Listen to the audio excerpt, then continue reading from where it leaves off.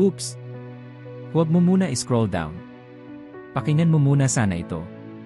Hihingiin ko muna sana ang 1 minuto nyo para makinig sa salita ng Diyos. Mag-ingat kayo at baka ang paggawa ninyo ng mabuti ay pakitang tao lang.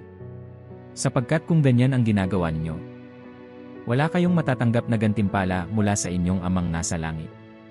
Kaya kapag nagbibigay kayo ng tulong, huwag na ninyo itong ipamalita gaya ng mga ginagawa ng mga pakitang tao ron sa mga sambahan at sa mga daan upang purihin sila ng mga tao.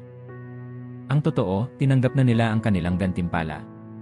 Sa halip kung magbibigay kayo ng tulong, huwag na ninyo itong ipaalam kahit sa pinakamatalik niyong kaibigan. Upang maging lihim ang pagbibigay ninyo at ang inyong amang nakakakita sa ginagawa ninyo ng lihim, ang siyang magbibigay ng gantimpala sa inyo. Huwag natin kalimutan magpasalamat sa Diyos. Amen.